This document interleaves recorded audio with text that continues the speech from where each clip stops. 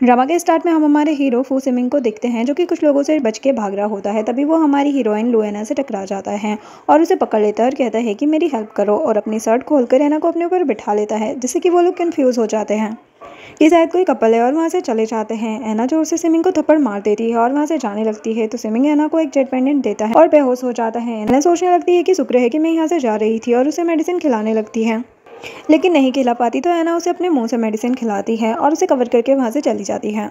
Next scene में लू जिहान, जो कि एना की स्टेप सिस्टर होती है, वो अपने डैड मिस्टर लू के सामने रो रही थी कि मैं ये शादी नहीं करूँगी। मैंने सुना है कि फू फैमिली के यंग मास्टर बहुत ज़्यादा बीमार रहते हैं और वो कभी भी मर सकता है। मैं उससे शादी बिल्कुल नहीं करने वाली, इससे अच्छा तो मैं मर जाऊँ।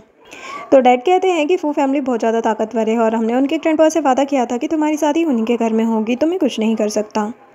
तो एना की स्टेप मॉम प्लानिंग करने लगती है और कहने लगती है कि एना को तो किसी ने भी नहीं देखा है और फू फैमिली ने तो जिहान को भी नहीं देखा है, तो क्यों ना हम एना की शादी उससे करवा दें। वैसे भी एना डीफ एंड डम्प है, ये तो उसके लिए अच्छा ही है कि उसकी शादी फू फैमिली में हो रही है। इधर एना जेट पेंडेंट को देख रही थी और सिमिंग के बारे में ही सोच रही थी कि वो कहना क्या चाहता था कि हम फ्यूचर में मिलेंगे। इस जेट पेंडेंट को देखकर क्या वो फ्यूचर में मुझसे शादी करने वाला है मेरी काइंडनेस की वजह से? वैसे भी हम कहाँ ही मिलने वाले हैं, मैं इसको एक चैरिटी समझ लूँगी और वहाँ से जाने लगती है। तभी वो देखती है कि उसकी स्टेप सिस्टर और स्टेप मॉम दोनों ही वहाँ पर खड़े हुए हैं, जिन्हें देखकर उसको पुरानी बातें याद आ जाती है, जहाँ पर स्टेप मॉम ने उसे एक मेडिसिन खिला दी थी जिसकी वजह से वो डीफ और डम्ब हो गई थी। और उसके डैड ने उसे ये बोलकर घर से निकाल दिया कि तुम हमारी फैमिली के लिए कलंक हो, अब से तुम गाँव में रहोगी।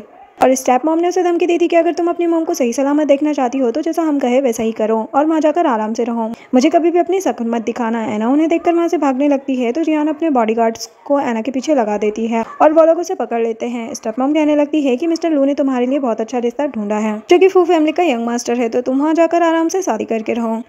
एना सोचने लगती है कि क्या मैं इन्हें बता दूं कि मैं ठीक हो गई हूँ, फिर सोचती है कि नहीं, इन्हें बताना ठीक नहीं होगा और सोचने लगती है कि फू फैमिली से शादी करके शायद मेरा पास्ट ठीक हो जाए। तभी जिहान कहने लगती है कि वैसे भी ये डम और डीफ है, इससे आप क्या ही पूछ रहे हो, चलो उठाकर ले चलो इसको। बॉडीगार्ड उसे जबरदस्ती ले जाने लगते हैं और उसका जेट पेंडेंट वहीं पर गिर जाता है।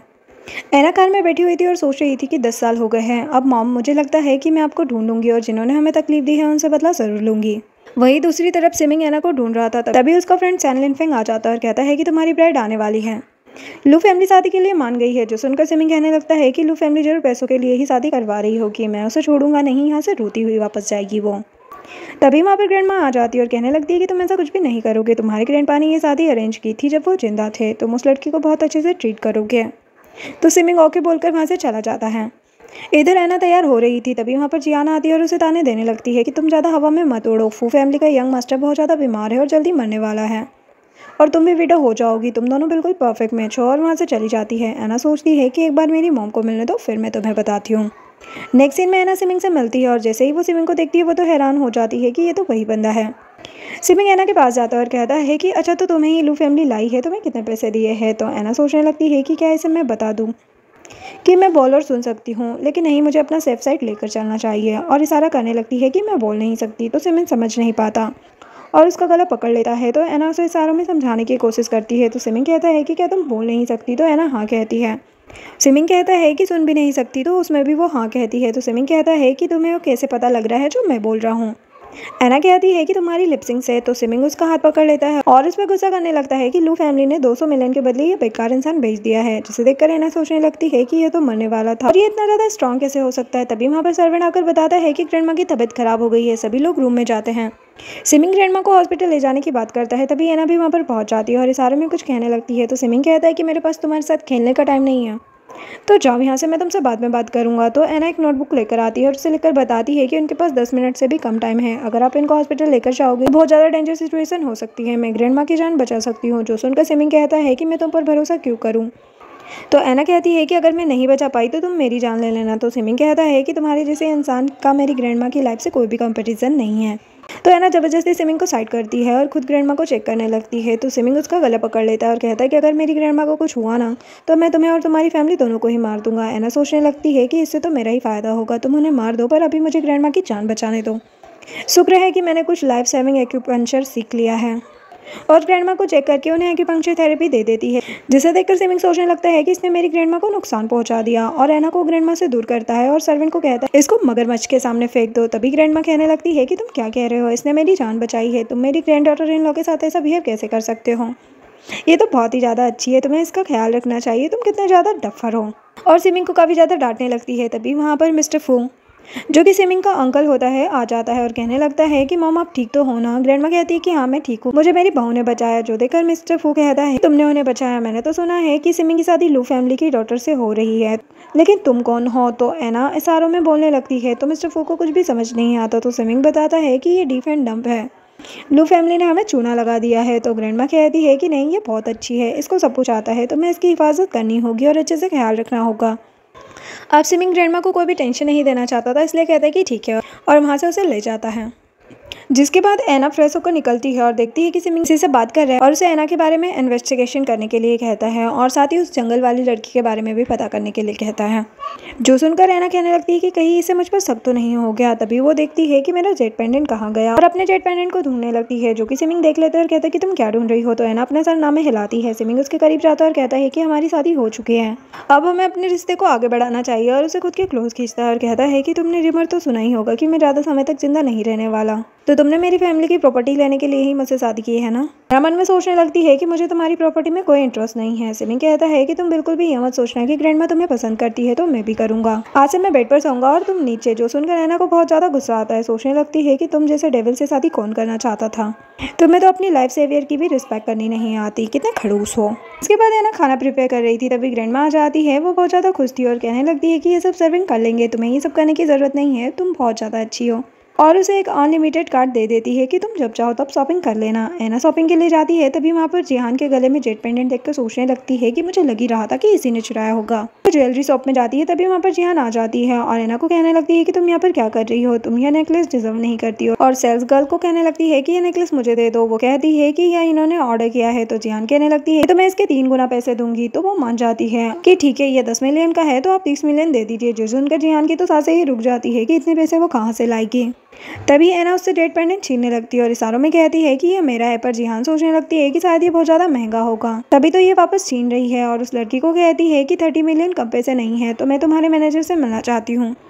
तो एना मुस्कुराने लगती है। जिहान मैनेजर को जेट पेंडेंट देती है कि इससे पे कर लो, ये बहुत ज़्यादा महंगा है। मैनेजर सोचने लगती है कि यह तो कुछ पहचाना सा लग रहा है और तभी किसी को कॉल करती है और फिर वापस आकर जिहान को वो नेकलेस दे देती है। जिहान जेट पेंडेंट देती है तो मैनेजर कहती है कि नहीं नहीं, इसकी ज़रूरत नहीं है और उसे नेकलेस भी मिल जाता है। जिहान सोचने लगती है अच्छा तो ये कीमत है इसकी, तभी तो तुम मुझसे छीन रही थी, और वहाँ से चली जाती है। एना को तो बहुत ही गुस्सा आता है कि उसका प्लान फेल हो गया। वही दूसरी तरफ लेन फेंग ने सिमिंग को एना की इन्फॉर्मेशन दे दी थी और उसे बताता है कि ये लू फैमिली की नाजायज बेटी और इसकी माँ का कुछ भी नहीं पता, ये बहुत ज़्यादा गरीब भी है अगर गांव की बात करें तो। और जब ये 9 साल की थी तब पता नहीं किसी रीज़न से ये डिफेंड अप हो गई और इसकी फैमिली ने भी इसे बाहर निकाल दिया। अगर आप इस लड़की से प्यार नहीं करते तो ग्रैंडमा को इसकी असलियत बता दो, वो खुद ही इस शादी को रद्द कर देगी। तो सिमिंग कहता है कि ग्रैंडमा की तबीयत अभी स्टेबल नहीं है, मैं ऐसा कुछ नहीं करना चाहता जिससे कि उनकी हेल्थ पर इफेक्ट पड़े। तो लिनफेंग कहता है कि आप उस लड़की के बारे में भी जानना चाह रहे थे ना, जिससे आपकी पहले शादी होने वाली थी, तो उसके बारे में भी कुछ पता चला है। फ्लैशबैक दिखाया जाता है जहाँ पर लिनफेंग जियान के पास पहुँच जाता है। तो जियान डरते हुए कहने लगती है कि अगर तुम्हें पैसे चाहिए ना तो मैं देती हूँ, और जेट पेंडेंट उसे पकड़ा देती है जैसे कि वो पहचान जाता है और लिनफेंग से कहता है कि क्या ये तुम्हारा है। तो जियान कहती है कि हाँ, वो उसे घूरता है। तो जियान कहने लगती है कि ये मेरी सिस्टर ने मुझे दिया। लिनफेंग कहता है कि मुझे सच सच बताओ, अगर ये झूठ हुआ तो तुम्हें कोई नहीं बचा पाएगा। तो जियान डरते हुए कहती है कि ये मैंने जंगल से उठाया। लिनफेंग वहाँ से चला जाता है।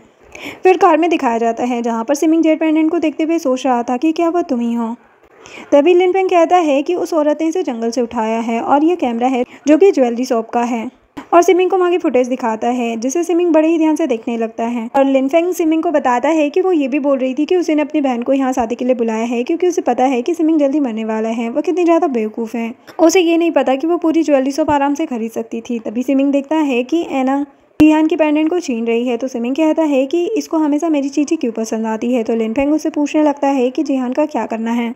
तो सिमिंग कहता है कि उसे थोड़ा सा टॉर्चर कर अपने घर भेज दो। तो लिनफेंग कहता है कि आप इतनी आसानी से उसे घर जाने दे रहे हो, आप तो ऐसा नहीं थे, और उसे डिस करने लगता है। इधर ग्रैंडमा को पता चल गया था कि सिमिंग और एना मैरिड कपल की तरह नहीं रह रहे हैं, जिससे ग्रैंडमा को बहुत ज़्यादा गुस्सा आता है कि ऐसे तो मैं अपने ग्रेट ग्रैंडसन को कभी भी नहीं देख पाऊंगी। और वो प्लान बनाती है।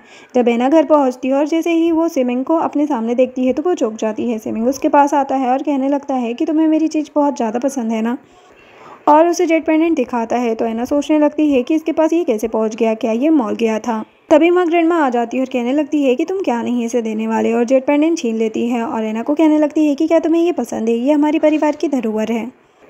अगर तुम्हें ये पसंद है तो तुम रख लो, और एना को दे देती है। तभी वहाँ पर लिन फेंग भी आ जाता है और ग्रैंडमा से बात करने लगता है। एना सिमिंग को चिढ़ाती है। थोड़ी देर बाद सर्वेंट आ जाता है और बताता है कि खाना तैयार है। सभी लोग बातें करते हुए खाना खा लेते हैं। एना अपने रूम में थी और सोच रही थी कि शायद सिमिंग ने आज जियान को अच्छा सबक सिखाया होगा और उसे जेट पेंडेंट ले लिया होगा। तभी कह रहा था कि कुछ लोगों को चोरी करने की आदत होती है और मन ही मन मुस्कुरा रही होती है। तभी सिमिंग उससे कहता है कि तुम क्यों मुस्कुरा रही हो, और उसे खुद के करीब खींच लेता है और कहता है कि तुम ऐसे कपड़े पहनकर मेरे सामने आ रही हो, क्या मुझे सेड्यूस करना चाहती हो, और उसके और ज़्यादा क्लोज जाने लगता है। तो एना गुस्से से उसे दूर करती है। तो सिमिंग कहने लगता है कि तुम्हारा यही असली रूप है ना, ग्रैंडमा ज़्यादा टाइम तक तुम्हें पसंद नहीं कर पाएगी। तभी बाहर से बटलर की आवाज़ आती है कि ग्रैंडमा कहीं चली गई है। तो सिमिंग और एना बाहर की तरफ भागते हैं। तो सर्वेंट कहता है कि वो खिड़की से गई है। तो सिमिंग और एना उसी रास्ते जाने लगते हैं। तभी सर्वेंट और ग्रैंडमा दोनों ही उस रूम का दरवाजा बंद कर देते हैं और ग्रैंडमा कहती है कि आज रात तुम यहीं रहोगे। एना को उस रूम में नशीली मेडिसिन की स्मेल आने लगती है, जिससे उसे नशा होने लगता है। तभी सिमिंग उसे पकड़कर बेड पर लेटा देता है और कहता है कि तुम मेरी हेल्प करो, और एना के क्लोज जाने लगता है। ग्रैंडमा ये सब देखकर बहुत ज्यादा खुश हो रही थी और वहां से चली जाती है। सिमिंग एना को किस करने लगता है। वो सोचती है कि क्या ये सच में ये सब कुछ करने वाला है, और सिमिंग को खुद से अलग करती है। सिमिंग बड़ी मुश्किल से खुद को कंट्रोल कर रहा था और बार बार एना के पास जाने की कोशिश कर रहा था, जिससे एना गुस्सा हो जाती है। तो सिमिंग सोचने लगता है कि मुझे क्या हो गया है, मुझे शावर लेना चाहिए, और वहाँ से उठकर चला जाता है। एना अपने ऊपर एक्यूपेंचर अप्लाई कर देती है, जिससे वो नॉर्मल हो जाती है। तभी उसे बाथरूम से आवाज आती है। वो दौड़ती हुई वॉशरूम की तरफ जाती है और देखती है कि सिमिंग बेहोश हुआ पड़ा है। एना तुरंत ही उसे चेक करती है और सोचने लगती है कि मुझे तो लग रहा था कि ये बीमार होने का बस नाटक कर रहा है, पर जहर तो इसके बोन मैरो तक पहुंच चुका है। आखिर ऐसा कौन पर्सन होगा जिसने इसे जहर दिया होगा। तभी सिमिंग कहने लगता है कि छोड़ो मुझे और जाओ यहाँ से, वरना मैं तुम्हें मार दूंगा। एना उसे खुद के गले लगाकर शांत करती है और उसे एक पिन चुभाती है। एना उसे बाहर लेकर आती है और बेड पर लिटा देती है और वहां से जाने लगती है। तभी सिमिंग उसका हाथ पकड़कर खींच लेता है। एना सोचने लगती है कि क्या तुम सोने का नाटक कर रहे हो, नहीं नहीं ऐसा कैसे हो सकता है, और उसे देखते हुए सोचने लगती है कि ये कितना ज़्यादा हैंडसम है, लेकिन ये सबसे बड़ा डेविल है, और वहीं पर उसके साथ सो जाती है। मॉर्निंग में सिमिंग उठता है और एना को अपनी क्लोज देखता है और रात की बात को सोचकर स्माइल करने लगता है। एना उठती है तभी उसका फ़ोन रिंग करता है, जो कि उसके फ्रेंड का होता है, जिसका नाम एक ही होता है, जो बताता है कि तुम्हारे डेड होटल में लू ग्रुप के 10th एनिवर्सरी सेलिब्रेट कर रहे हैं और जियान के नाम पर 50% शेयर करने वाले हैं। जो सुनकर एना कहने लगती है कि हम प्लान के अकॉर्डिंग ही चलेंगे। वहीं दूसरी तरफ लिन फेंग सिमिंग के पास जाता है और उससे कहता है कि मैंने सुना है कि आपके अंदर जो पॉइजन है वो दोबारा से एक्टिवेट हो रहा है, आप इतने ज्यादा काम डाउन कैसे हो सकते हैं। मुझे अगर वो आदमी मिल गया ना तो मैं उसे छोड़ूंगा नहीं। लेकिन सिमिंग का ध्यान तो उसकी बातों पर था ही नहीं। लिन फेंग कहता है कि मास्टर यून ने आपको ऐसा क्या दे दिया, आप तो बहुत चमक रहे हैं और बहुत ज्यादा काम डाउन भी लग रहे हैं। तो सिमिंग मुस्कुराते हुए बताता है कि कल रात मेरी हेल्प एना ने की थी। तो लिन फेंग उसे टीज करने लगता है। तभी सिमिंग को पैसे कटने का मैसेज आता है, जिससे लिन फेंग देख लेता है और कहने लगता है कि मैंने आपसे कितनी बार यह सीक्रेट कार्ड मांगा था, आपने मुझे तो नहीं दिया, और आज किसे दे दिया। सिमिंग उसे घूरता है, जिससे लिन फेंग बात पलटते हुए कहता है कि मैं तो बस आपके कंधे दबा रहा था। तभी एना का मैसेज आता है कपड़ों के बारे में। तो लिन फेंग कहता है कि सिस्टर इन लोगों को कैसे पता कि आपको इस स्टॉक के कपड़े पसंद हैं। सिमिंग स्माइल करने लगता है। तभी लिन फेंग कहता है कि क्या आपको इन्विटेशन आया। लू ग्रुप अपनी 10th एनिवर्सरी सेलिब्रेट कर रहा है। जो सुनकर सिमिंग वहाँ से उठकर चला जाता है। दूसरी तरफ मिस्टर फू को असिस्टेंट इन्फॉर्मेशन देता है कि सिमिंग अब बिल्कुल ठीक है। जो सुनकर मिस्टर फू को बहुत ही ज़्यादा गुस्सा आता है और वो कहने लगते हैं कि ये कैसे हो सकता है, उसका पॉइजन कैसे काम डाउन हो सकता है, मैं उसे कितने सालों से जहर दे रहा हूँ। तभी उसे एना का ख्याल आता है कि जरूरी है उसी लड़की ने किया होगा, उसी ने ग्रैंडमा की भी जान बचाई थी, और एना की इन्फॉर्मेशन निकालने के लिए कहते हैं। इधर एना पार्टी के लिए तैयार हो रही थी, जिसे देखकर एक ही कहता है तुम कैसे तैयार हुई हो, बिल्कुल रिफ्यूगी लग रही हो। तो एना कहती है कि जितना गंदा हमारा गेटअप होगा उतना ही ज़्यादा हमें मज़ा आएगा। इधर पार्टी स्टार्ट हो जाती है। मिस्टर लू अनाउंसमेंट करते हैं कि जियान अब हमारी लू ग्रुप में एंटर कर रही है और मैं अपने 50% शेयर जियान के नाम कर रहा हूँ। अभी एक रिपोर्टर कहती है कि हमने सुना है कि आपकी एक और बेटी है जिसका नाम लू एना है, क्या आप उसे शेयर नहीं देना चाहते। जो सुनकर मिस्टर लू हैरान हो जाते हैं कि इसे कैसे पता लगा। तभी रिपोर्टर कहती है कि हमने सुना है कि उसकी मॉम ने आपको इस बिजनेस को स्टार्ट करने के लिए पैसे दिए थे और सबसे ज़्यादा पार्टिसिपेशन भी उन्हीं का रहा, तो आप उन्हीं की बेटी को कुछ नहीं देंगे क्या। जिससे तो मिस्टर लू एम्बेरस हो जाते हैं और जियान अपनी मॉम के पास जाकर कहने लगती है कि क्या इन रिपोर्टर्स को आपने बुलवाया है। तो मॉम कहती है कि नहीं। जियान कहती है कि आप जाकर इनका मुंह बंद करवाओ, वैसे भी किसी ने एना को नहीं देखा है। मॉम सामने आती है और कहने लगती है कि जब एना 9 साल की थी तब उसकी डेथ हो गई थी और बहुत ज़्यादा कमज़ोर थी इस वजह से। जो सुनकर रिपोर्टर कहती है कि अगर वो मर गई है तो वहाँ पर कौन है। तभी एना की एंट्री होती है, जो कि बहुत ज़्यादा डरी समी और बेचारी होने का नाटक कर रही थी। सभी लोग बातें करने लगते हैं कि इन्होंने ऐसा क्यों कहा कि वो मर गई है, जबकि वो तो जिंदा है।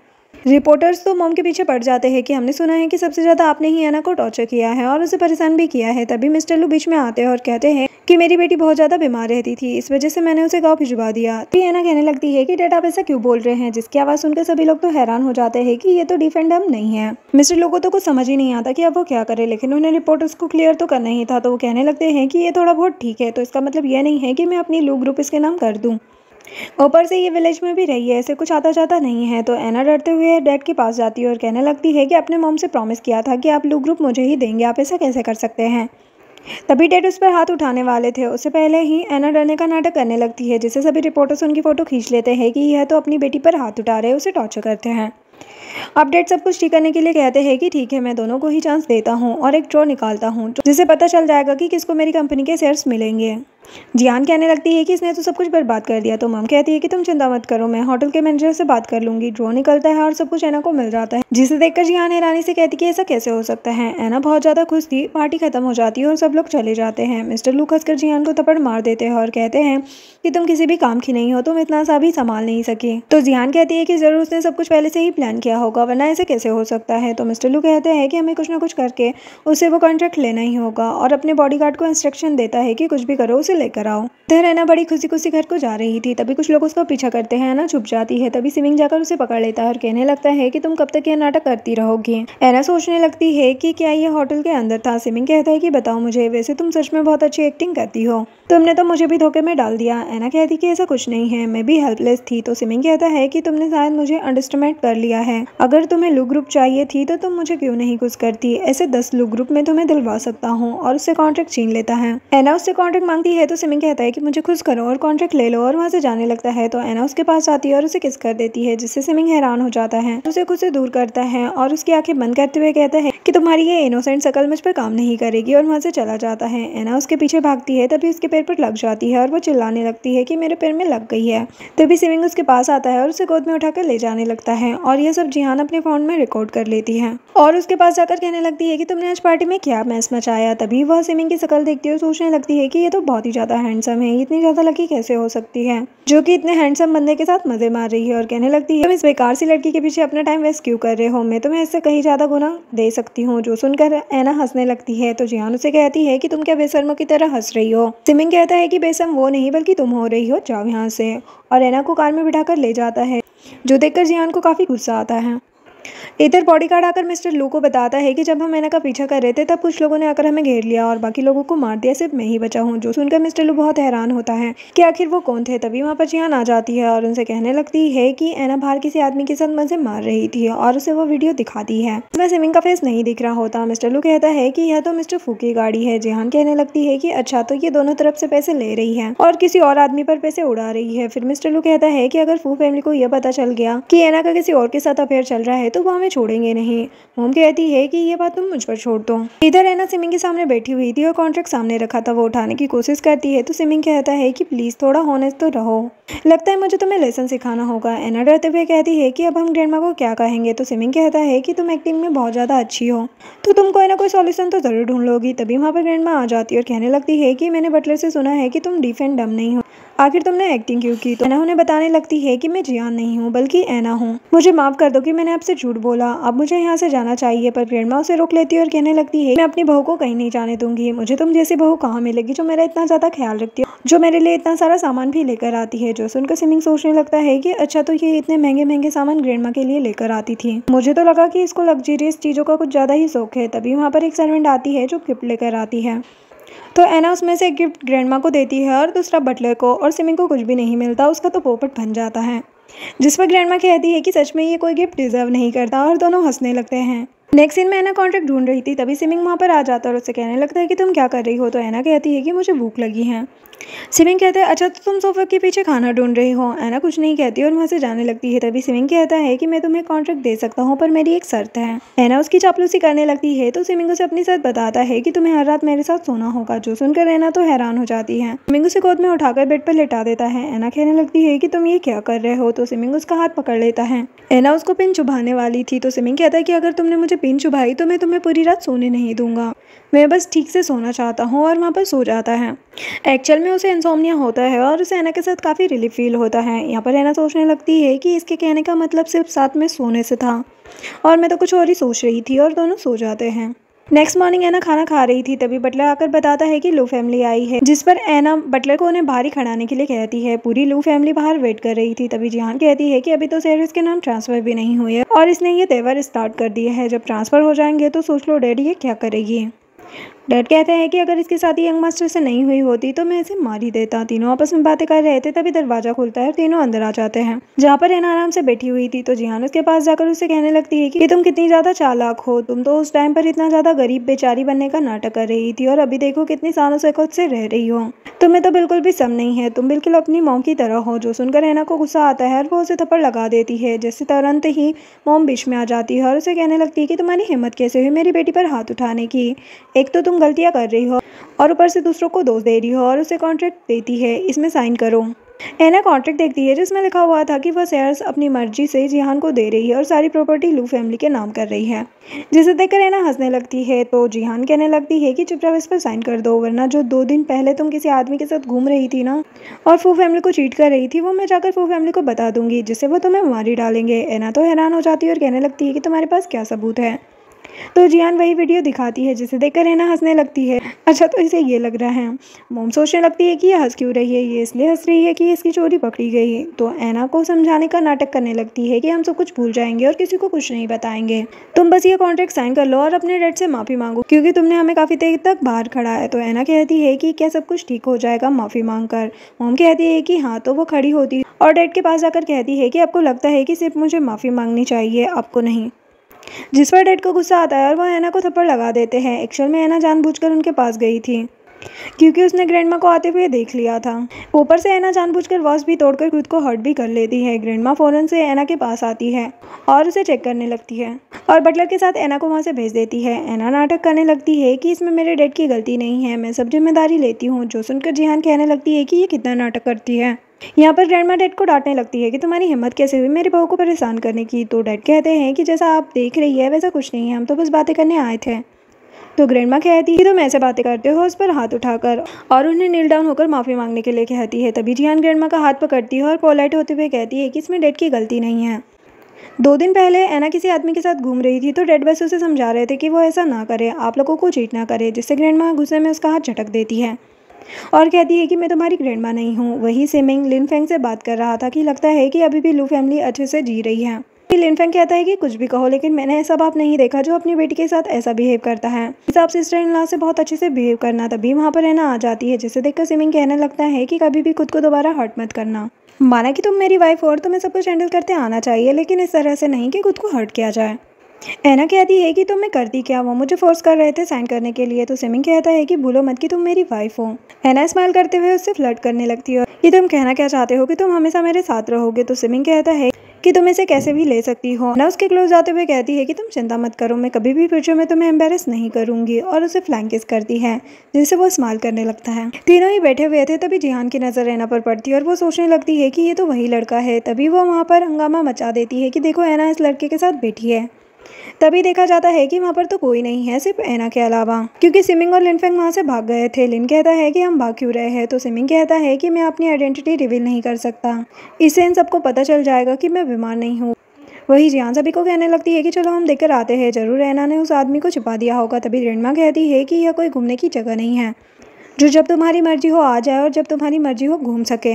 तो डैड जिहान के बदले माफ़ी मांगने लगते हैं और कहते हैं कि हम नेक्स्ट टाइम आकर मिलेंगे। तो ग्रैंडमा कहती है कि कोई ज़रूरत नहीं है और वहाँ से चली जाती है। जिसके बाद वो लोग घर पहुँचते हैं, जहाँ पर डैड स्टेप मॉम को थप्पड़ मार देते हैं कि तुम तो कह रही थी ना कि मैं सब कुछ हैंडल कर दूंगी, तुम ऐसे हैंडल करोगी, ऐसे तो हमें कॉन्ट्रैक्ट वापस मिलने से रहा। तभी उसे किसी की कॉल आती है और वो बताता है कि बैंक ने हमें लोन देने से मना कर दिया है। मिस्टर लू कहता है कि वो तो क्लियर हो गया था ना। तो वो आदमी बताता है कि अब बंद करवा दिया गया है, मैंने सुना है कि सेन फैमिली ने उन्हें रोका है, अब हम एक ही काम कर सकते हैं, मैंने सुना है कि वो सुंदर लड़कियों के पीछे हैं, तो आप एक सुंदर लड़की ढूंढो और उनके पास पहुंचा दो। तो मिस्टर लू कहता है कि मैं सुंदर लड़की कहाँ से ढूंढूं। तभी स्टेप मॉम उनके पास आती है और कहने लगती है कि अभी सबसे सुंदर लड़की तो ऐना ही है, क्योंकि उसकी मॉम भी बहुत ज़्यादा सुंदर थी और उसी के जिन्स उसके अंदर भी है, तो क्यों ना हम उसे यूज़ करें। मिस्टर लू कहता है कि वह अभी फू हाउस में है मॉम कहती है कि तुम्हें तो पता ही है ना कि उसे सबसे ज़्यादा किसकी केयर है, अगर हम उसका सहारा ले तो वो ज़रूर आएगी और फिर हम उसे मिस्टर सेन के बेड तक पहुंचा देंगे और वहीं पर कुछ उसके वीडियो भी ले लेंगे, जिससे हमारे दोनों इशू सॉल्व हो जाएंगे, लोन का इशू भी और उससे कॉन्ट्रैक्ट वापस लेने का भी।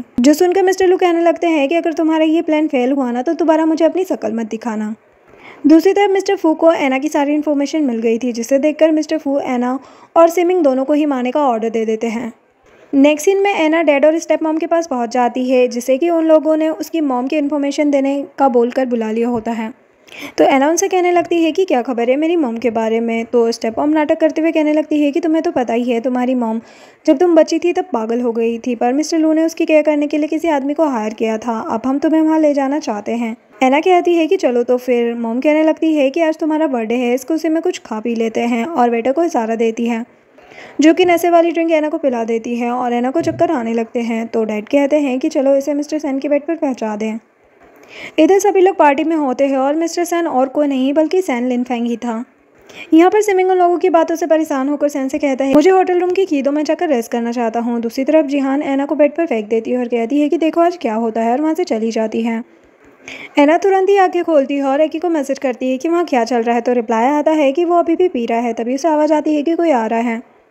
जैसे ही सिमिंग अंदर आता है तो एना उस पर अटैक कर देती है, लेकिन सिमिंग उसका हाथ पकड़ लेता है। दोनों ही एक दूसरे को देखकर हैरान हो जाते हैं। सिमिंग कहता है कि तुम यहाँ पर क्या कर रही हो। एना कहती है अगर मैं ये कहूँ कि लू फैमिली ने मुझे यहाँ पर ट्रैप किया है तो क्या तुम मेरा विश्वास करोगे। वो कहता है कि वैसे ये ट्रैप वाली बात विश्वास करने वाली बात तो नहीं है, लेकिन तुम्हें पता है कि यहाँ पर कितना ज़्यादा डेंजर है। और वो लिनफेंग को कॉल करता है कि मुझे लेडीज़ के कपड़े ला कर दो, मैं रूम में हूँ। लिनफेंग कपड़े लाकर देता है। जैसे ही वो एना को अपने सामने देखता है वो हैरान हो जाता है और कहने लगता है कि मुझे नहीं पता कि सिस्टर इन लॉ मेरे रूम में क्या कर रही है। सिमिंग उससे कहता है कि ड्रेस, तो वो एना को ड्रेस दे देता है और एना ड्रेस चेंज करने चली जाती है। सिमिंग उससे कहता है कि लू फैमिली को तो मैं छोड़ूंगा नहीं, उनकी हिम्मत कैसे हुई मेरी वाइफ को किसी और के पेट तक पहुंचाने की। तभी एना उसके पास आती है और कहने लगती है कि प्लीज़ ये प्रॉब्लम तुम मुझे सॉल्व करने दो। तुम्हें तो कह रहे थे ना कि मैं तुम्हारी वाइफ हूँ और मुझे सब कुछ हैंडल करते आना चाहिए, तो प्लीज़ ना। कहता है कि ठीक है, लेकिन मुझे अच्छे रिजल्ट मिलने चाहिए। सिमिंग वहाँ से चला जाता है। एना एकी को कॉल करती है और उससे पूछती है कि जिहान किस रूम में है। एकी बता देता है। तो एना उससे कहने लगती है कि तुम मेरे लिए एक आदमी ढूंढो। जिहान फ्रेश हो रही थी, तभी उसकी डोरबेल बजती है, जहाँ एकी वेटर बनकर उसके लिए खाना लेकर आया था। तो जिहान कहने लगती है कि हमने तो ऑर्डर नहीं किया। तो एकी कहता है कि ये कॉम्प्लीमेंट्री है। तो जिहान उसे अंदर रखने के लिए कहती है। जैसे ही जिहान अंदर को जाने लगती है तो एकी उसे बेहोश कर देता है। मॉर्निंग में जिहान लियो नाम के एक बंदे के साथ बेड पर थी, जिसे देखकर वो चिल्लाने लगती है। तो लियो कहता है कि रात को तो तुम बहुत ज़्यादा एंजॉय कर रही थी। तभी वहाँ पर मीडिया आ जाती है और फोटोज़ खींचने लगते हैं। तभी वहाँ पर एना भी आ जाती है और मीडिया को दूर करती है। तो जिहान समझ जाती है कि ये सब एना का ही काम है और उस पर भड़कने लगती है, जो देखकर मीडिया डर जाती है और वहाँ से भागने वाली थी। तभी एक ही उन्हें रोक लेता है। एना मीडिया को कहती है कि चुपचाप फुटेज दे दो, वरना फू फैमिली तुम्हें छोड़ेंगी नहीं। मीडिया फू फैमिली का नाम सुनकर डर जाती है और उसे फुटेज दे देती है। एना फुटेज लेकर जिहान को कहने लगती है कि मुझे बताओ कि मेरी मॉम कहाँ पर है। तो जिहान कहती कि मुझे नहीं पता। एना कहने लगती है ठीक है, कल की न्यूज़ में ये हॉट टॉपिक न्यूज़ बनी होगी। जो सुनकर जिहान डर जाती है और उससे माफ़ी मांगने लगती है और कहने लगती है कि मुझे बस इतना ही पता है कि बचपन में तुम्हारी मॉम पागल हो गई थी, इस वजह से डैड ने उसे मेंटल हॉस्पिटल भेज दिया था। एना उससे पूछने लगती है कि कौन सा हॉस्पिटल। तो जिहान कहती है कि मुझे नहीं पता। एना कहती है कि मुझे सेटिस्फैक्ट्री नहीं मिली तुम्हारे आंसर से, तो अब तुम इस न्यूज़ को देख लेना, और वहाँ से जाने लगती है। तो जिहान कहती है कि प्लीज़ मुझे 5 दिन का टाइम दो, मैं अपनी मॉम से पूछ कर तुम्हें बता दूंगी। तो एना कहती है कि सिर्फ 1 दिन, और अगर 1 दिन में तुमने मुझे नहीं बताया तो ये न्यूज़ तो तुम खुद ही देख लेना कि तुम्हारी इज्जत की कैसे धज्जियाँ उड़ती हैं। और वहाँ से चली जाती है। यह सब लिनफेंग सिमिंग को बता देता है कि सिस्टर इन लॉ तो बेस्ट है, अपनी मॉम को ढूंढने के लिए ये सब कर रही है, पर मुझे एक बात नहीं समझ में आ रही कि क्या सच में लू फैमिली ने उन्हें फोर्स किया आपसे शादी करने के लिए। तभी सिमिंग एना और एकी को जाते हुए देखता है। वो एक दूसरे के साथ मस्ती करते हुए जा रहे थे और बहुत क्लोज थे, जो देखकर सिमिंग काफ़ी जेलस फील करता है।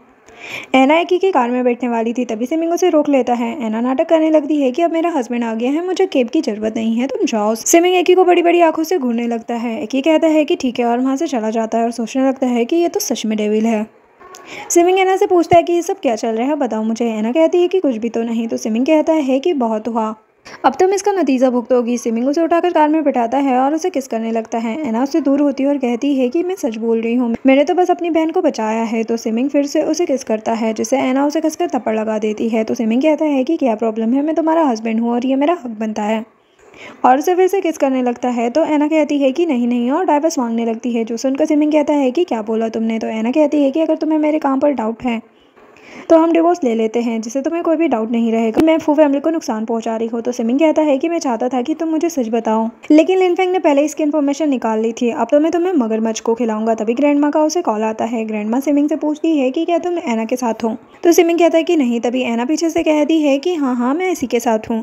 ग्रैंड माँ एना से कहती है कि आज तुम्हारा बर्थडे है तो मैंने तुम्हारे लिए बहुत अच्छा खाना बनाया है, तुम जल्दी से घर आ जाओ। तो एना कहती है कि हाँ हम घर आ रहे हैं। दोनों कार से जा रहे थे। तभी एना बाहर एक माँ बेटी को देखती है और उदास हो जाती है। तो सिमिंग कहता है कि क्या हो गया। तो एना बताती है कि मुझे बस अपनी मॉम की बहुत याद आ रही थी। वो हमेशा बचपन में मेरे सर पर हाथ रखती थी और मुझे ऐसा ही खिलौना दिलाती थी। जिस पर सिमिंग कार रोकता है और उस बच्ची को बहुत से पैसे देकर वो टॉय ले लेता है और वो एना को देता है, जिससे एना बहुत ज़्यादा अच्छा फील करती है और सिमिंग को भी उसे देखकर अच्छा लगता है। नेक्स्ट सीन में सिमिंग और एना सो रहे थे। तभी वहाँ पर कुछ लोग उन्हें मारने के लिए आते हैं। सिमिंग की उनसे फाइट होती है और इसी दौरान उनमें से एक एना पर नाइफ मारने वाला था। तभी सिमिंग बीच में आकर उसे रोक लेता है। वो आदमी जहर खा लेते हैं और दोनों मर जाते हैं। तभी वहाँ पर लिनफेंग भी आ जाता है बॉडीगार्ड्स के साथ। एना सिमिंग का हाथ चेक करती है और कहती है कि शायद इस नाइफ में पॉइजन था और उसे चेक करने के लिए कहती है।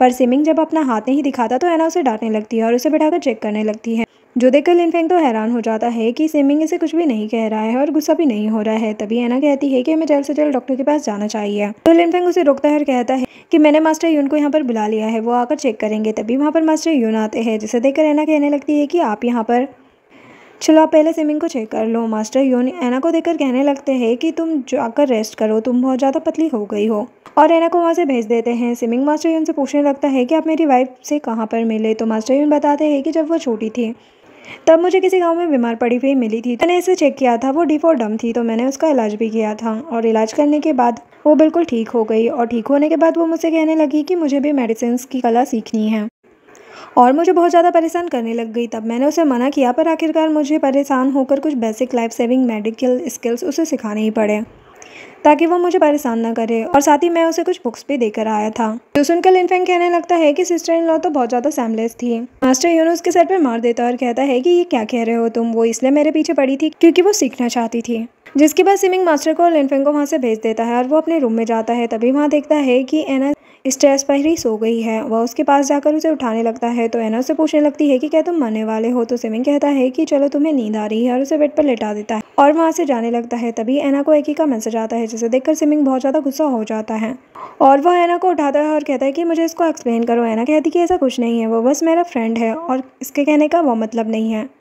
जिस पर सिमिंग और ज़्यादा गुस्सा करने लगता है कि जस्ट फ्रेंड है तो ऐसे मैसेज क्यों कर रहा है, अगर ये तुम्हारे दिल में नहीं है तो मुझे प्रूव कर, वरना मैं तुम्हें छोड़ूंगा नहीं। और गुस्से से वहाँ से जाने लगता है। तभी एना उसे पकड़ लेती है और अपनी ड्रेस रिमूव करने लगती है। तो सिमिंग कहता है कि सोच लो एक बार। एना कहती है कि हाँ मैं तुमसे प्यार करती हूँ। सिमिंग उसे किस करने लगता है और दोनों एक दूसरे के साथ नाइट स्पेंड करते हैं।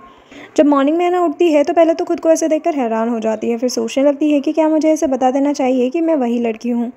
तभी सिमिंग उससे कहता है कि सुबह सुबह क्या बड़बड़ा रही हो। तो एना उससे कहती है कि मुझे तुमसे एक बात करनी है। तो सिमिंग कहता है कि हाँ बोलो। तो एना उसे बता देती है कि जंगल में उस दिन मैंने ही तुम्हारी जान बचाई थी। तो सिमिंग कहने लगता है कि क्या तुमने मुझे पहले क्यों नहीं बताया। तो वो कहने लगती है कि तुमने मेरी बहन को उस जेट पेंडेंट के चक्कर में कितना मारा और मुझे डर लग रहा था कि कहीं तुम मुझे भी ना मार दो, इस वजह से मैंने तुम्हें नहीं बताया। और वैसे भी तुम मुझ पर बिल्कुल भी विश्वास नहीं करते, और वैसे भी अब हम डिवोर्स ले रहे हैं तो मैं चलती हूँ, अब हम एक दूसरे के रास्ते में नहीं आएंगे। और वहाँ से जाने लगती है। तभी सिमिंग उसे पकड़ लेता है और एना कहती है कि छोड़ो मुझे, मैं ये हस्बैंड वाइफ का नाटक करके थक गई हूँ। तो सिमिंग कहता है कि बिल्कुल नहीं और उसके क्लोज चला जाता है। इधर मिस्टर फू का असिस्टेंट आकर उन्हें खबर देता है कि प्लान फेल हो गया है, जो सुनकर मिस्टर फू को बहुत ज़्यादा गुस्सा आता है कि हर बार मिशन कैसे फेल हो जाता है, तुम दो आदमियों को भी नहीं मार सकते, अब मुझे ही और कुछ करना पड़ेगा। इधर एना एकी के पास जाती है और उस पर गुस्सा करने लगती है। एकी को तो कुछ समझ नहीं आता, तो वो उससे पूछता है कि गुस्सा क्यों कर रही हो। तो एना कहती है कि छोड़ो वो सब, तो मुझे ये बताओ कि वीडियो फुटेज का क्या हुआ। तो एकी बताता है कि उसे मैंने लियो के पास रखा हुआ है। क्या तुम्हें सच में लगता है कि जियान आंटी के बारे में पता लगा लेगी। तो एना कहती है कि वो तो देखा जाएगा। इधर एना के डैड स्टेप मॉम और जिहान पर भड़के हुए थे कि तुम्हारी वजह से मेरी कंपनी डाउनफॉल में जा रही है। तुमने कहा था कि अगर मैं एना को वहाँ भेज दूंगा तो सब कुछ ठीक हो जाएगा, लेकिन सब कुछ अभी भी बिगड़ा हुआ है और कितनी कंपनियों ने हमें बैन भी कर दिया है। तुम दोनों यहाँ से निकल जाओ। और डैड गुस्से से वहाँ से चले जाते हैं। मॉम जिहान से पूछती है कि उस दिन क्या हुआ था। तो जिहान सब कुछ बता देती है, जैसे मॉम तो बहुत ही चिढ़ जाती है कि उसकी हिम्मत कैसे हुई मेरे बेटी के साथ ऐसा करने की, और एक नया प्लान बनाती है। थोड़ी देर बाद जिहान मॉम से कहती है कि अभी तक तो कोई भी न्यूज़ नहीं आई। तो मॉम कहती है कि हमने चारा फेंक दिया है। उसकी मॉम उसको इस जगह पर मिलेगी और हमने आदमी भी लगा दिए हैं जो उसको पकड़ सके, तुम थोड़ा सब्र रखो। तभी मॉम को कॉल आता है और वो कहने लगती है कि क्या तुमने ऐना को पकड़ लिया। तो वो आदमी बताता है कि नहीं, यहाँ पर हमने 10 लड़कियों को पकड़ा है जो कि होमलेस हैं, और हर लड़की आकर सेम बात कहती है कि हमें एक लड़की ने पैसे देकर यहाँ पर भेजा है। जो सुनकर मॉम तो शौक में आ जाती है और जिहान और मॉम बातें करने लगते हैं कि क्या ऐना को सच में पता चल गया है कि उसकी मॉम कहाँ पर है, जो वो यहाँ पर आई नहीं है। लेकिन ऐसे कैसे पॉसिबल हो सकता है, सिर्फ मुझे और तुम्हारे डैड को ही ये पता है कि वो औरत कहाँ पर है। जिहान कहने लगती है कि मैं जितनी बार भी उसके साथ चालें चलती हूँ हमेशा ही हार जाती हूँ, चाहे वो मेडिसिन का हो, ड्रग्स का हो या फिर उसे फंसाने का। इस बार भी उसने हमें हरा दिया।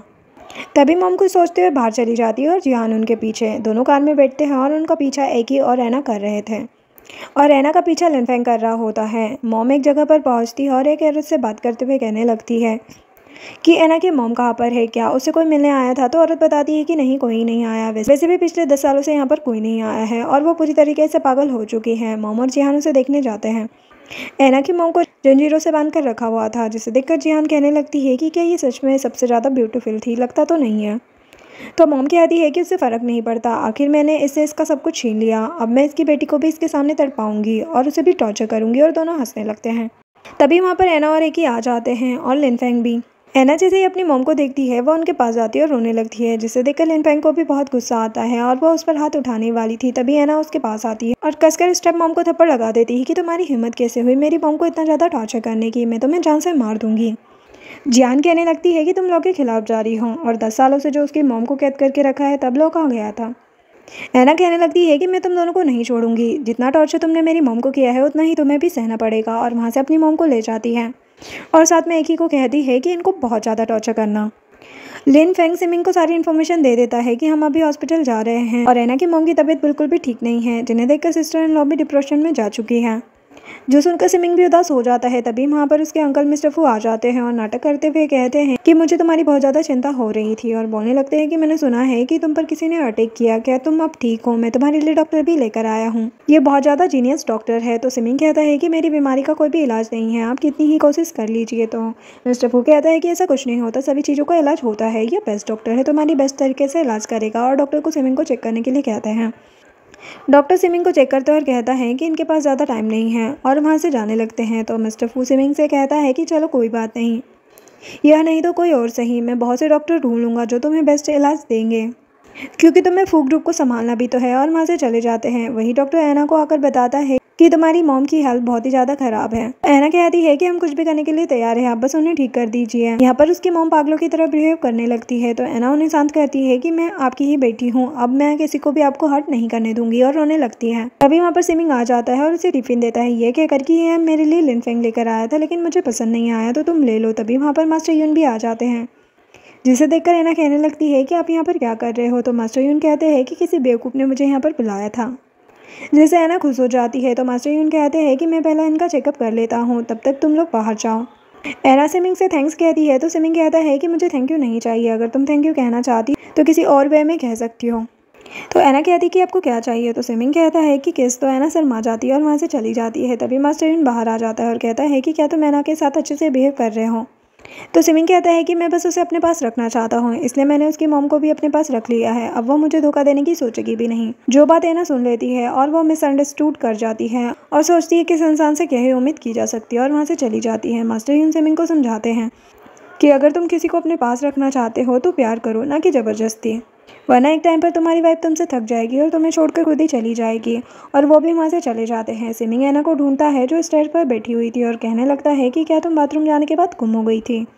ऐना उससे कहती है कि चलो चलते हैं। तो सिमिंग उसे रोक लेता है और उसके कंधे पर सो जाता है कि मुझे बस 5 मिनट दो।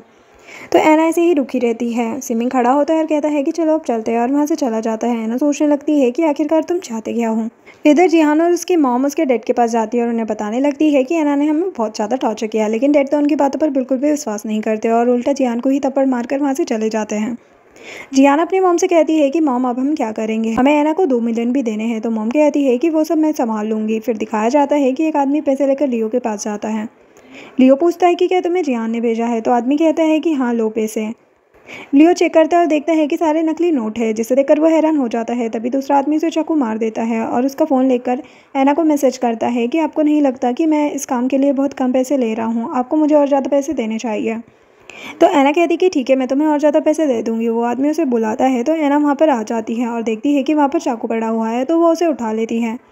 तभी आगे जाकर देखती है कि वहाँ पर लियो की लाश पड़ी हुई है। तभी मीडिया वाले और जिहान भी आ जाती है और उसकी फ़ोटो खींचने लगते हैं और पुलिस को भी बुला लिया होता है, जो कि उसे अरेस्ट कर लेती है खून के इल्ज़ाम में। पुलिस ऐना को ले जा रही थी, तभी मीडिया आकर उसे सुनाने लगती है कि तुम कितनी ज़्यादा गंदी हो, तुम ऐसे कैसे खून कर सकती हो। तभी उनमें से एक आदमी ऐना पर अटैक कर देता है। इतने में सिमिंग आकर उसे बचा लेता है और उसके हाथ पर चोट लग जाती है। सिमिंग ऐना से कहता है कि अगर तुम चाहो तो मैं तुम्हें यहाँ से निकाल सकता हूँ। तो ऐना कहने लगती है कि क्या तुम मुझे यह नहीं पूछोगे कि मैंने किसी को मारा है या नहीं। तो सिमिंग कहता है कि मुझे पता है कि तुम मुझे कभी भी चीट नहीं करोगी। तो ऐना कहने लगती है कि हाँ, क्योंकि तुमने मेरी मॉम को अपने पास जो रखा है। जिसे सिमिंग समझ जाता है और कहता है कि क्या तुमने मेरी और मास्टर यून की बातें सुन ली थी। तो ऐना कहने लगती है कि अगर तुम मुझसे इतनी ही नफरत करते हो तो मुझे जाने क्यों नहीं देते। जिस पर सिमिंग कहता है कि ऐसा कुछ भी नहीं है, अगर तुम चाहो तो हम फ्यूचर प्लानिंग कर सकते हैं। तो ऐना सोचने लगती है कि क्या मैंने इसे गलत समझ लिया था।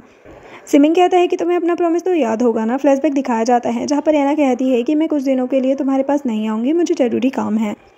सिमिंग कहता है कि फिर उसके बाद आ जाओगे ना मेरे पास। तो ऐना कहती है कि हाँ। सिमिंग उसे बताने लगता है कि 3 दिनों से तुम मेरे पास नहीं हो और मुझे सोने में कितनी ज़्यादा प्रॉब्लम हुई है, इसलिए तुम अपना प्रॉमिस मत भूलना। अगर मेरे पास टाइम से नहीं आई ना तो मैं भी तुम्हें पनिश करूँगा। और वहाँ से चला जाता है, जिससे ऐना मुस्कुराने लगती है। नेक्स्ट सीन में बिजनेस मीटिंग हो रही थी जहाँ पर सभी लोग ऐना के बारे में बातें कर रहे थे कि तुम्हारी वाइफ ने खून किया है, जिसकी वजह से सारे स्टॉक नीचे जा रहे हैं। सिमिंग कहता है कि अभी वो खूनी साबित नहीं हुई है, फिर भी सभी लोग कहने लगते हैं कि आपकी वाइफ की वजह से ही ऐसा हो रहा है, तो हम अपने शेयर्स वापस ले लेंगे अगर ऐसा ही चलता रहा तो। तभी मिस्टर फू कहते हैं कि क्यों ना हम ऐसा करें, अगर ऐना मर्डर साबित होती है तो सिमिंग अपनी इच्छा से प्रेसिडेंट की पोजीशन छोड़ देगा, जिससे किसी को भी कोई भी प्रॉब्लम नहीं आएगी। तब सभी लोग अपने अपने व्यूज देने लगते हैं। तो सिमिंग कहता है कि ठीक है, अगर वो मर्डर साबित होती है तो मैं अपनी पोजीशन छोड़ दूंगा और वहाँ से चला जाता है, जिसे सुनकर मिस्टर फू तो बहुत ज़्यादा खुश हो जाते हैं।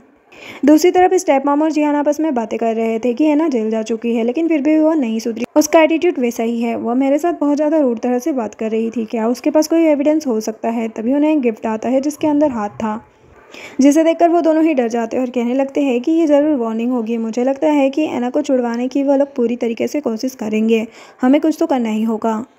नेक्स्ट सीन कोर्ट का दिखाया जाता है जहाँ पर पूरी लू फैमिली बैठी हुई थी और बातें कर रही थी कि ऐसी बेटी से तो ना होना ही ठीक था। और मन ही मन जिहान और मॉम तो मुस्कुरा रही होती है। तभी वहाँ पर ऐना पहुँच जाती है, जिसे देखकर दोनों की हवाइयाँ उड़ जाती हैं और जिहान कहने लगती है कि ये यहाँ पर कैसे आ गई। आपने तो पुलिस वालों की गाड़ी का एक्सीडेंट करने का सोचा था ना, तो क्या हुआ। मॉम उस आदमी को कॉल करती है पर वो कॉल नहीं उठाता। वहीं दूसरी तरफ सिमिंग ने उस आदमी को पकड़ लिया था जिसने सब कुछ बता दिया था। जिसके बाद कैसे स्टार्ट होता है, ऐना कहने लगती है कि मैंने खून नहीं किया क्योंकि वो आदमी जिंदा है। तभी लियो को लेकर आया जाता है, जो कहता है कि ऐना ने मेरा खून करने की कोशिश नहीं की थी, मेरा खून करने की कोशिश उस आदमी ने की थी जिसे जिहान ने भेजा था। तो जिहान कहने लगती है कि तुम कुछ भी बक रहे हो, तुम्हारे पास क्या सबूत है। तो लियो अपनी पूरी कन्वर्सेशन कोर्ट में सुना देता है, जो सुनकर मॉम तो हैरान हो जाती है और कहने लगती है कि रिकॉर्डिंग तो कोई भी कर सकता है, इससे साबित नहीं होता कि तुम्हें जिहान ने ही मारने की कोशिश की थी। तभी लिनफेंग कहता है कि मेरे पास एक और सबूत है, और वो एक्सीडेंट वाले आदमी को ले आता है, जिसे देखकर जिहान और मॉम दोनों के होश उड़ जाते हैं और कोर्ट भी अपना फैसला सुना देती है। उस आदमी की गवाही सुनने के बाद जिहान को ही मुजरिम ठहराया जाता है और जिहान को पुलिस वाले पकड़कर ले जाते हैं। नेक्स्ट सीन में ऑफिस से उस पर्सन को निकाल दिया जाता है जिसने की वाइफ वाली बात छोड़ के सारा मैटर स्टार्ट किया था, और सिमिंग प्रेसिडेंट की पोजीशन पर बना रहता है, जिससे कि मिस्टर फुकू बहुत ज़्यादा दुखी हो जाते हैं। दूसरी तरफ ऐना एकी से मिलती है, जो उसे बताता कि उस ट्रक ड्राइवर को तुम्हारे हस्बैंड ने सजा दे दी है और मुझे कुछ करने ही नहीं दिया। तभी वहाँ पर सिमिंग आ जाता है और सिमिंग को देखकर ऐना उसके पास जाती है और उसे किस करती है, जिससे एकी देखकर हैरान हो जाता है। तभी लिनफेंग भी वहाँ पर आ जाता है और एकी से कहता है कि क्या तुम पहली बार देख रहे हो ये सब कुछ। तो एकी उन दोनों को देखते हुए कहता है कि नहीं। तो लिनफेंग कहता है कि मैंने भी बहुत बार देखा है, ये तो सिंगल इंसानों के लिए टॉर्चर है। तो एकी लिनफेंग से पूछता है कि क्या तुम सिंगल हो। लिनफेंग कहता है कि हाँ, लेकिन तुम क्यों पूछ रहे हो। एकी उसके पीछे ही पड़ जाता है। तो लिनफेंग कहता है कि मैं स्ट्रेट हूँ, मेरा पीछा मत करो। अरे मत करो मेरा पीछा। इसके बाद सिमिंग और ऐना घर जा रहे थे, तो ऐना सिमिंग से कहने लगती है कि हम ग्रैंड माँ को क्या कहेंगे। तो सिमिंग कहता है कि तुम चिंता मत करो, मैंने ग्रैंड माँ को कह दिया है कि तुम कुछ टाइम के लिए बाहर गई हो। जो सुनकर ऐना बहुत ज़्यादा खुश हो जाती है। सभी लोग खाना खा रहे थे, तो ग्रैंड माँ कहने लगती है कि तुम कितनी ज़्यादा कमज़ोर हो गई हो, चलो अच्छे से खाना खाओ। सिमिंग उसे टीज करते हुए कहता है कि मोटे लोग बिल्कुल पसंद नहीं, जिस पर ऐना चिढ़ जाती है। जिसके बाद ऐना अपने रूम में जाती है, जहाँ पर वो गिफ्ट देखने लगती है जो कि एकी ने उसे दिया था, ये कहकर कि ये सीक्रेट वेपन है। ऐना उसे चेक करती है और जैसे ही वो गिफ्ट देखती है, उसमें छोटे छोटे कपड़े रखे हुए थे, जिसे देखकर वो तो एम्बेरस हो जाती है। उसी टाइम पर सिमिंग वहाँ पर आ जाता है और ऐना तुरंत ही उन्हें छुपाने लगती है। सिमिंग उसके करीब जाता है और वो गिफ्ट ले लेता है। तो एना एक्सप्लेनेशन देने लगती है कि ये मैंने नहीं खरीदा, मुझे ये एक ही ने दिया है। लेकिन सिमिंग उसके करीब जाकर कहने लगता है कि मुझे सीड्यूस करने के लिए तुम्हें ये सब पहनने की ज़रूरत नहीं है, और उसे किस करने लगता है। नेक्स्ट सीन में एना के डैड एना से मिलने आते हैं और उससे कहने लगते हैं कि मेरे साथ प्रेस मीडिया में चलो और सभी को बताओ कि हमारा रिलेशनशिप अच्छा है, तुम्हारी वजह से हमारा बिजनेस डूब रहा है और लू ग्रुप काफ़ी सफ़र कर रहा है। जो सुनकर एना साफ साफ मना कर देती है और कहने लगती है कि लू फैमिली डूब के ख़त्म भी हो जाए तो मुझे कोई फ़र्क नहीं पड़ता। मिस्टर लू उस पर हाथ उठाने वाले थे, तभी सिमिंग बीच में आ जाता है। मिस्टर लू कहता है कि यह बहुत ज़्यादा बेकार औरत है, इसे अपनी फैमिली की भी नहीं पड़ी, तो तुम्हारी कैसे पड़ी होगी। तो सिमिंग कहता है कि तुम होते कौन हो मेरी वाइफ को ऐसे बोलने वाले, मेरी वाइफ जो भी कर रही है ठीक कर रही है, और अगर तुम यहाँ पर ज़्यादा बोले तो मैं लू फैमिली को आज ही ख़त्म कर दूँगा। तो मिस्टर लू वहाँ से चले जाते हैं। जिसके बाद सिमिंग एना को स्टेप मॉम के पास लेकर जाता है। एना देखती है कि स्टेप मॉम पागल हो गई है। एना उसको और ज़्यादा प्रोवोक कर देती है, जिससे वो पूरी तरीके से पागल होने लगती है। सिमिंग उसे कहता है कि अब तुम इसका क्या करना चाहती हो। तो एना कहती है कि जब ये पागल हो जाएगी तो इसको कहीं भी भेज देंगे, और थोड़ी सी दुखी भी हो जाती है और वहाँ से चली जाती है। इसके बाद एना अपनी मॉम से मिलने जाती है और उन्हें कहती है कि मैंने आपका बदला ले लिया है, अब हमें कोई भी परेशान नहीं करेगा, और मेरे पास बहुत सारे पैसे भी है, हम आराम से अपनी ज़िंदगी बिता सकते हैं। तभी उसकी मॉम को होश आ जाता है, जिसे देखकर एना बहुत ज़्यादा खुश हो जाती है। तभी वहाँ पर मास्टर यून भी आ जाते हैं और उसकी मॉम को चेक करते हैं और कहते हैं कि अब ये ठीक है। मॉम अपनी बेटी को देखकर काफ़ी खुश होती है। एना अपनी मॉम को बताने लगती है कि मैं किसी से प्यार करने लग गई हूँ और मेरी शादी भी हो गई है, जो सुनकर मॉम खुश हो जाती है। तभी वहाँ पर सिमिंग भी आ जाता है और सिमिंग को देखकर वो समझ जाती है कि ये वही लड़का है। यहाँ पर सिमिंग भी मॉम को काफ़ी अच्छे तरीके से ट्रीट करता है, जिससे कि वो मॉम को काफ़ी पसंद आता है। सिमिंग एना से कहता है कि अब हम मॉम को घर ले जाएंगे और वहीं पर तुम मॉम को कंपनी देना, और ग्रैंड माँ तो है ही। जिसके बाद दोनों मॉम को घर ले आते हैं, जहाँ ग्रैंड माँ मॉम से मिलकर बहुत ज़्यादा खुश हो जाती है। सभी लोग बहुत ज़्यादा खुश थे। नेक्स्ट सीन में प्रेसिडेंट के इलेक्शन के लिए मीटिंग हो रही थी और सभी लोग सिमिंग को ही चुनने वाले थे। तभी मिस्टर फू कहते हैं कि हम सिमिंग को नहीं चुन सकते, क्योंकि इसकी बॉडी में बहुत सारा पॉइजन है और ये जल्दी मरने वाला है। और सबूत के तौर पर उस डॉक्टर को लेकर आते हैं, जो उन्हें बताता है कि इनके पास एक ही मंथ बचा हुआ है, हमने कुछ चेक करवाया है। जो सुनकर सभी लोग बातें करने लगते हैं कि ये तो मरने वाला है, तो इसे चुनकर क्या ही फायदा। तभी वहाँ पर एना आ जाती है और सभी को डांटने लगती है कि तुम लोग कितने ज़्यादा सेल्फिश हो, इसने फू ग्रुप को कितने अच्छे से संभाला है और कितना कुछ किया है, और तुम इसे ऐसे ट्रीट कर रहे हो। और मास्टर यून को भी अपने साथ लेकर आई थी और बताने लगती है कि ये मास्टर यून है, गॉड ऑफ द मेडिसिन, और ये सबको सही से ही बताएंगे। तभी उनमें से एक आदमी मास्टर यून को जानता था कि वह मेडिसिन की फील्ड में बहुत ज़्यादा अच्छे हैं। मास्टर यून सिमिंग को चेक करते हैं और सबको बताते हैं कि कुछ महीने पहले हमारे पास चांसेस कम थे कि यह जिंदा रह भी पाएंगे या नहीं, लेकिन अभी इनकी कंडीशन इम्प्रूव हो गई है और अब 1 साल तक इन्हें कुछ भी नहीं होने वाला। फिर भी सभी लोग बोलने लगते हैं कि बस 1 साल, उसके बाद तो फिर से हमारी कंपनी रिस्क में आ जाएगी। तो एना कहने लगती है कि मुझे पता है कि हम सिमिंग को ठीक कर सकते हैं, बस मुझे 1 मंथ का टाइम दो, मैं सिमिंग को अच्छे से ठीक कर दूंगी। तो सभी लोग उस पर विश्वास नहीं करते हैं। तो सिमिंग कहता है कि ठीक है, 1 महीने के बाद अगर मेरी हेल्थ में इंप्रूवमेंट नहीं दिखाई दिया तो मैं खुद ही इस पोस्ट को छोड़ दूंगा, जिससे कि सभी लोग मान जाते हैं। जिसके बाद सिमिंग और एना आपस में रोमांस कर रहे थे। तभी मास्टर यून वहाँ पर आ जाते हैं और कहने लगते हैं कि तुम क्या कर रहे हो। एना कहती है कि हम बस काम की बात कर रहे थे। मास्टर यून एना को बोलने लगते हैं कि अब मैं चलता हूँ, तो मैं अपनी मॉम और अपने हस्बैंड का अच्छे से ख्याल रखना होगा। एना कहने लगती है कि आप ऐसे कैसे जा सकते हो। तो मास्टर यून कहते हैं कि मेरे पास और भी बहुत से काम हैं, तो मुझे जाना ही होगा, पर तुम इनका अच्छे से ख्याल रखना। तो एना कहती है कि आपने तो कुछ भी नहीं मांगा। तो मास्टर यून कहते हैं कि ठीक है, अगर तुम मुझे कुछ देना ही चाहती हो तो जल्दी अपने क्यूट क्यूट बच्चों की शक्ल दिखाना। जिससे एना शर्मा जाती है और मास्टर यून वहाँ से चले जाते हैं। फू सिमिंग एना से फ्लर्टिंग करने लगता है कि चलो मास्टर यून ने कहा है, उनकी इच्छा पूरी करते हैं। वहीं दूसरी तरफ मिस्टर फू को तो बहुत ही ज़्यादा गुस्सा आ रहा था। इस वजह से वो डॉक्टर को भी मरवा देते हैं कि तुम तो बिल्कुल भी काम के नहीं हो, तुमसे एक काम भी ढंग से नहीं हुआ। तभी वहाँ पर असिस्टेंट आता है और उन्हें बताने लगता है कि मास्टर यून यहाँ से जा चुके हैं, अब हम आसानी से एना और सिमिंग को मार सकते हैं। हमने एक नई पॉइजन बनाई है जो हेल्दी बॉडी को कुछ भी नहीं करता, लेकिन अगर थोड़ा सा भी पॉइजन बॉडी में पहले से है तो ये उस पर बहुत बुरा इफेक्ट डालेगा और वो जल्दी ही मर जाएगा, जिससे मिस्टर फू बहुत ज़्यादा खुश हो जाते हैं। नेक्स्ट सीन में मिस्टर फू सिमिंग के पास पहुंचते हैं और उससे माफ़ी मांगने लगते हैं कि मुझे तो बस फू ग्रुप की चिंता थी, इस वजह से जो मीटिंग में हुआ उसे भूल जाओ। तो सिमिंग भी कहता है कि ठीक है, और मिस्टर फू यहाँ पर उसे गिफ्ट देते हैं। सिमिंग उस गिफ्ट को एक्सेप्ट कर लेता है। मिस्टर फू वहाँ से चले जाते हैं और वो एना से मिलते हैं। एना उन्हें ग्रीट करती है, मिस्टर फू भी उसे ग्रीट करके वहाँ से चले जाते हैं। जिस पर एना मुंह बनाने लगती है क्योंकि उसे मिस्टर फू पर शक हो गया था। वह सिमिंग के पास जाती है और कहने लगती है कि तुम्हारे अंकल आए थे ना। तो सिमिंग कहता है कि हाँ, उन्होंने मुझे गिफ्ट दिया है। तो एना कहती है कि क्या पता इस बार कोई नया पॉइजन दे दिया हो। सिमिंग कहता है कि नहीं नहीं, ऐसा कुछ नहीं है, मैंने चेक कर लिया है। एना खोलती है और उसमें कैंडल थी जिसमें से बहुत ज़्यादा अच्छी स्मेल आ रही थी। एना सिमिंग के पास जाती है, तभी सिमिंग बेहोश हो जाता है और उसके मुंह से खून आने लगता है। डॉक्टर आके बताता है कि अब ये नहीं रहे, जिससे एना रोने लगती है। इधर ये न्यूज़ मिस्टर फू तक भी पहुंच जाती है कि सिमिंग अब नहीं रहा, तो वो तो बहुत ज़्यादा खुश हो जाते हैं और उसी टाइम मीटिंग फिक्स करवा देते हैं।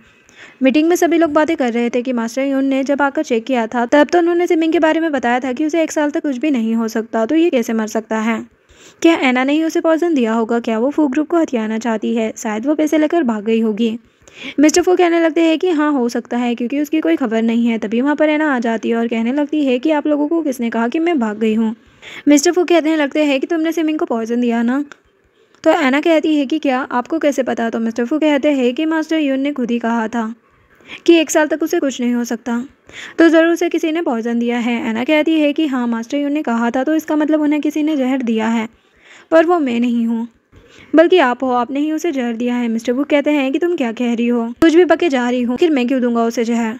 ऐना कहती है कि फू ग्रुप को हथियाने के लिए। मिस्टर फू साफ साफ रिजेक्ट करने लगते हैं। तभी ऐना सभी को प्रूफ भेजती है, जिसे देखकर सभी लोग हैरान हो जाते हैं। मिस्टर फू ऐसा कैसे कर सकते हैं, आपने ही भतीजे को मार दिया। तभी मिस्टर फू हंसने लगता है और कहता है कि हाँ, मैंने ही किया है, मैंने उसे जहर दिया है, पर अब तुम क्या कर लोगी? वैसे भी इस कंपनी में उसके बाद सबसे ज़्यादा कैपेबल मैं ही हूँ, और वो तो मर गया, अब उसके बाद बचा तो मैं ही हूँ। ये कंपनी मैं ही संभालूंगा। और सभी शेयर होल्डर की तरफ देखता है, जो कुछ तो उसके खिलाफ थे पर कुछ उसके साथ थे।